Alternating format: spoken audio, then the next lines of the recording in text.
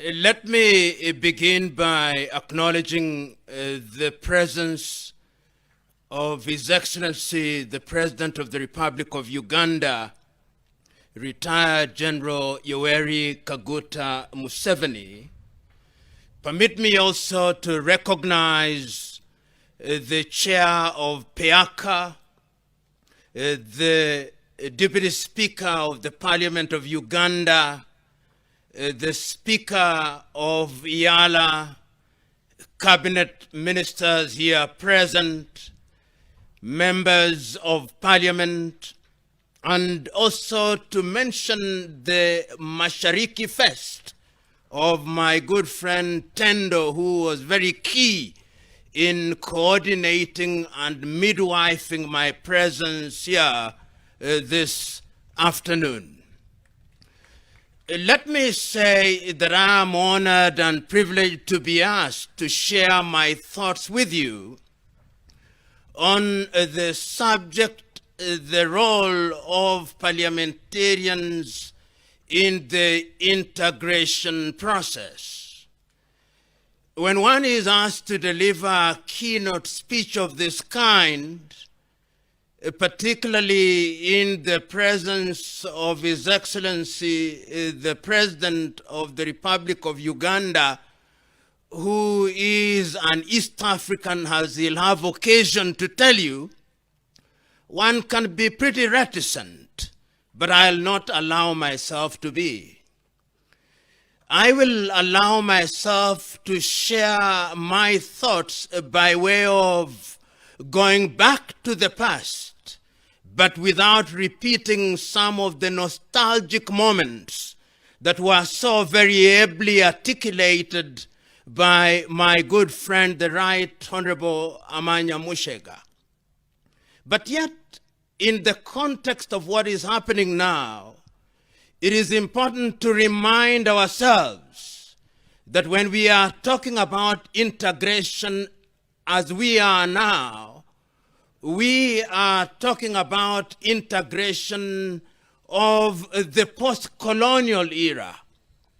And many will remember that the countries that we so cherish today are the products of a very harsh reality of European powers in 1884 and 1885, which means that the boundaries that we are so fond of are artificial boundaries.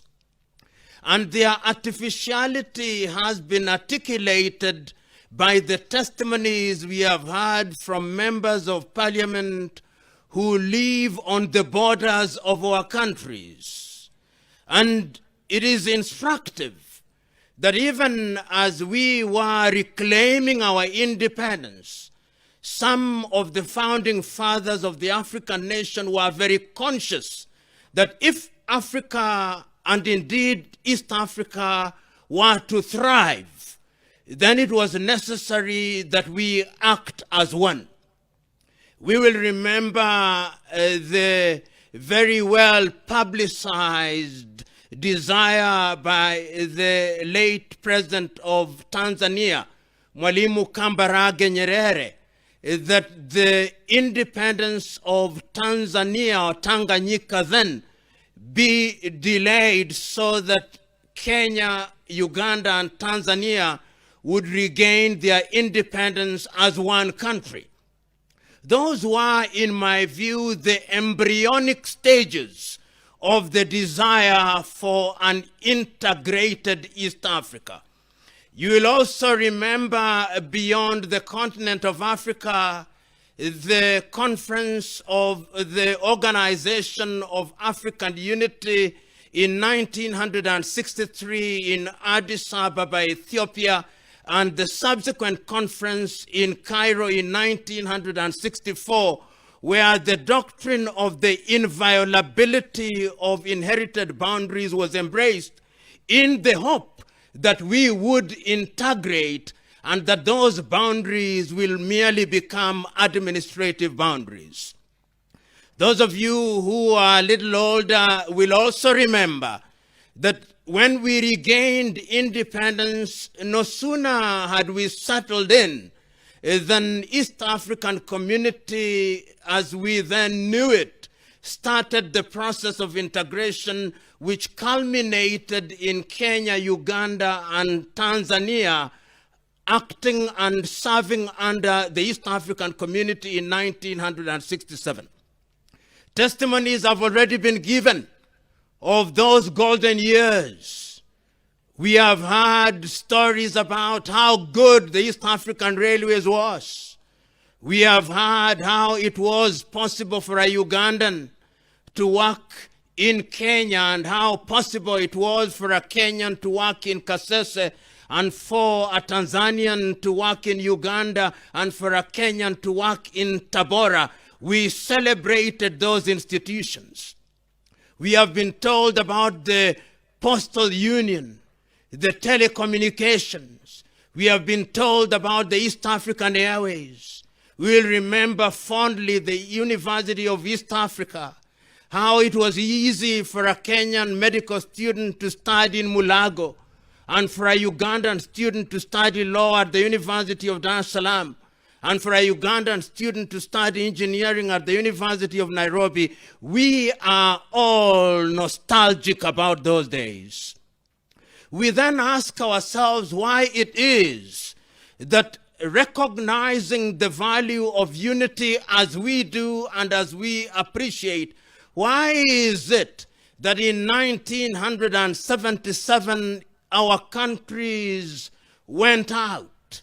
What brought about the centrifugal forces that saw Uganda go its way, saw Kenya go its way, saw Tanzania go its way, so that we were disunited? Commentators, whether they are politicians or political scientists or just idle speakers, would say many things happened.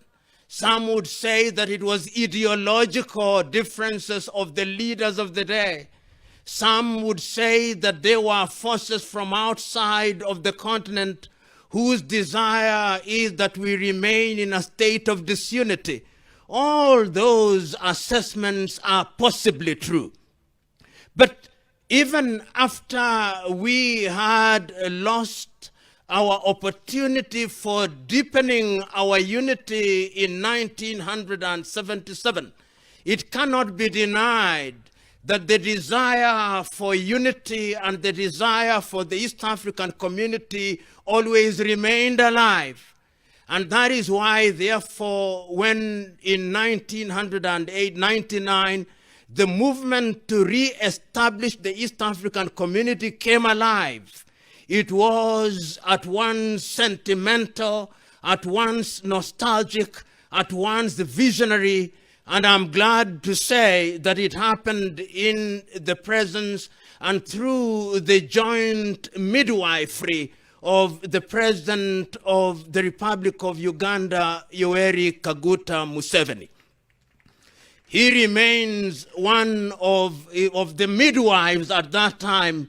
He is the only one who is still alive to give us a true testimony of the thinking of the day. But we who are students of history remember that when we thought about creating the East African community, we reminded ourselves that never again shall we make the mistakes that were made by our forebears, that never again shall we have a misstep, that never again shall we allow ourselves to be divided by narrow interests, that never again shall we allow myopic views to stand in the way of a good project, that never again will we allow the newly created East African community to be a body that stands up in the air without being grounded in the minds and hearts of the people. And it is in my understanding that the treaty under whose aegis the East African community is now rested is designed to ensure that the people of East African community is indeed located not only in the hearts, but in the minds of the people of East Africa.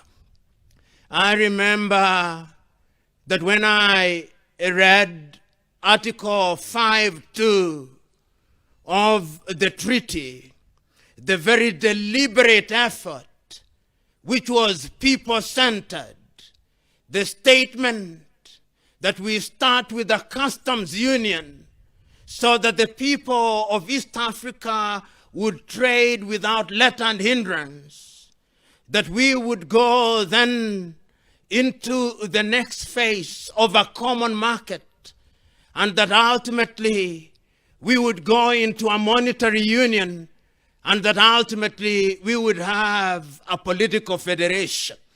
Those are sometimes described by the romanticists as the four pillars upon which East African community stands. But the question that we are here to ask ourselves this afternoon is, now that we are on the path of unity, how have we performed? Have we learned the lessons of the past? Have we understood where we want to go? Are our people wedded to the ideals of the East African community? Are we moving with jet-like speed to realize the desired federation? His Excellency will remember when he and his colleagues met in Nairobi on the 27th and 29th days of August, the year 2004. And Your Excellency, you will remember then, you issued a communique on the 28th day of August. And you'll remember then, Your Excellency, that many statements were made. You will remember your colleague, the President of Kenya, then the late Mwai Kibaki, saying that indeed East African community is significant because we cannot continue to divide a people who are culturally joined at the hip. You will remember your colleague, the late Benjamin William Mkapa, saying, we cannot afford the luxury of disunity because a united East Africa will create a common market which will ensure that our people realize their goals and desire. Your Excellency, you are the more dramatic of the three on that day. You said, and permit me to remember what you said, that we cannot allow East Africa to continue to be balkanized, nor can we allow Africa to continue to be balkanized in 53 countries which are weak and which are incapable of negotiating with other parts of the world. We must stop that balkanization. You said that, Your Excellency. Today, Your Excellency, in your very presence, we are interrogating the question as to whether we are still balkanized. And Your Excellency, if you permit me to be honest and candid, the steps we have made thus far must be celebrated, but we could have done better. We could have done better because, Your Excellency, you will also remember, you yourselves in the year 2004 were so dissatisfied with the pace of integration that in 2004 you empaneled a body constituting representatives from all the three countries to fast-track political federation. They went round East Africa, they went to Uganda, they took the pulse of the politicians, they went to Tanzania, took the pulse of the politicians, they came to Kenya, took the pulse of the politicians, and they did not stop there. They went to the business community and took their pulse. They went to the universities and took their pulse. They went everywhere and they submitted a report to you in the year 2005 in which they claimed, and I use the word claim deliberately, Your Excellency, they claimed that the East Africans had declared unequivocally that they wanted integration urgently. And they said that by the year 2013, we would become one federation. They said that by the year 2013, we would have one East African president. They said that we would have one currency. They said good things. But the reality, which is a sad reality, is that we are nowhere near realizing those goals. Which then begs the question, what can we therefore do? Because it is true that our diagnosis of our problem is right. We know what we ought to do. We have made many declarations. We have created many institutions. We have the East African Legislative Assembly, which is functional. We have the East African Court of Justice, which is functional. We have other institutions which are functional. But yet there is a sense in which we have not made the nuclear decision.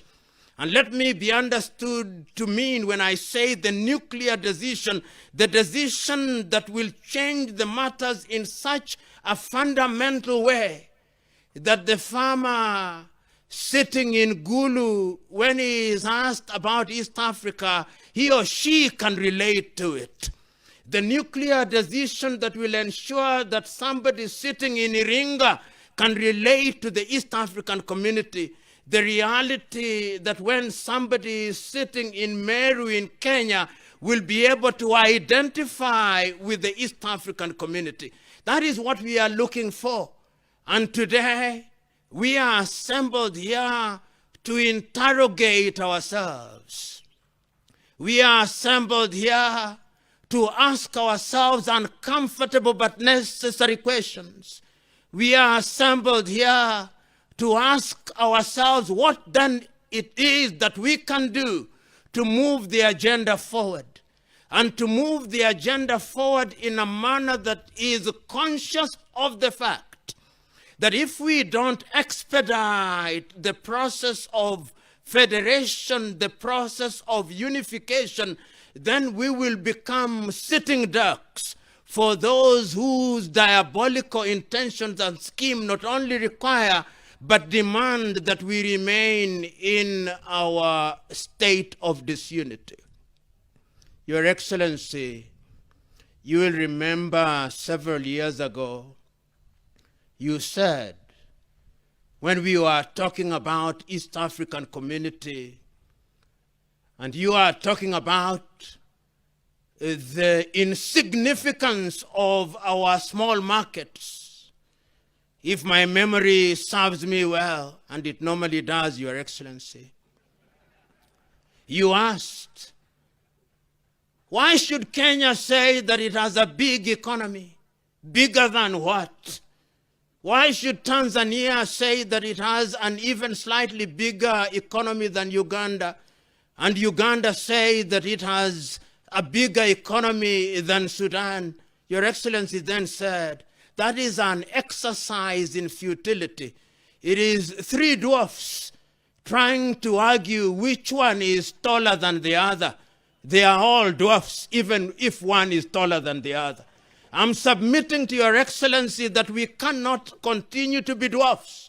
If we are dwarfs, the growth hormone, the steroid that will make us grow taller is federation. And I'm submitting that we have the intellectual wherewithal, because we remember that a federated East African community will be a building block for a federated Africa. And I am aware that we have now expanded. The Democratic Republic of Congo is now with us. I'm aware that South Sudan is now with us. I'm aware that Rwanda is now with us, that Burundi is now with us. I'm also aware that the Somalis have also indicated their desire to be with us. We are some kind of magnet that is attracting others. But before we consolidate, what then is it that we can do? Because, Your Excellency and honorable members here present, we must remember that as we are talking about Federation of East Africa, there is no shortage of individuals out there who would not want us to unite. If you did not know, but I suspect you do, there is a new scramble for Africa. That scramble for Africa requires and demands that Uganda remains alone, that Tanzania remains alone, that Kenya remains alone. The only way in which we can immunize ourselves against the diabolical machinations of the new scramblers for Africa is our unity. And I'm submitting to us that you who are members of East African community, members of the East African Legislative Assembly, what is it that you can do? You must constitute yourselves into missionaries of old. Go out there with zeal. It is not the shortage of protocols that we have a problem with. It is not the lack of clarity of treaties that we have a problem with. It is our commitment, it is our desire to go out into our villages and hamlets and to ensure that we have men and women who, when they go to Arusha, they are missionary, they have the missionary zeal, and they are talking about East Africa. I now know that in the interim period, IALA members are elected by respective parliaments. I look forward to the day when that will be a thing of the past and you shall be elected by universal suffrage. I look forward to that day because it is only in those days that we'll then be able to animate the people of East Africa so that they are better able to appreciate that there is an agenda in Arusha which must be undertaken. I look forward to that day.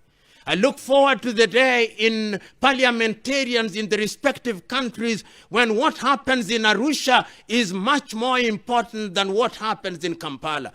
You know, sometimes we protect very little things. I remember an old story. Many times when we are told you want 100% of a rabbit, you think 100% of a rabbit is bigger than 10% of an elephant. I'm urging you to go for 10% of the elephant, that East African Federation, because it is only in that way that we will be able to change this continent. Your Excellency, I remember on the 6th day of March, 1997, the former president of Tanzania, Mwalimu Julius Kambarage Nyerere, was invited on the occasion of the celebration of the 40th anniversary of the independence of Ghana. And on that day, Mwalimu was as enlightened as he was visionary, as he was passionate. He said, "The generation to which I belong made their contribution. We made our contribution by midwifing our respective countries from the womb of the colonizers. In the process, we made many mistakes, but in the process, we also made many things and made monumental contribution to the process. It is the duty of each generation to recognize what their duty is. Our generation did their part. This generation must now take Africa to the next level." Mwalimu proceeded as he was speaking to say, "Whenever I travel outside of the continent of Africa, nobody cares about our Ugandan-ness. Nobody cares about our Tanzanian-ness. Nobody cares about our Kenyan-ness. Nobody cares about our Congo-ness. They only care about our African-ness." And to me, the statement, therefore, is nobody cares about our little countries, but they care about our East African-ness. History has placed upon our laps the opportunities to make a change. And Your Excellency, as I conclude, because conclude I must, you are now the elder statesman in East Africa. We know what the legislators must do. We know that they must legislate. Permit me now to use this occasion to address you directly with due respect. When history is written, Your Excellency, I want it to be said of you that as the elder statesman in East Africa, you presided over the creation of an East African Federation. Let it be said of you that during your watch, that is the period during which we had an East African currency. Let it be said of you that is during your watch that we had one East Africa with one president. Let it be said on you. Your Excellency, I look forward to those days, and I'm asking the heavens to preserve me that I may see them. Your Excellency, we are in a good space, and I have no doubt that those of us who are assembled here today will be able to say that East Africans are hungry and thirsty for a federation. Let us be the midwives that will ensure that that is achieved. Thank you very much, and God bless you.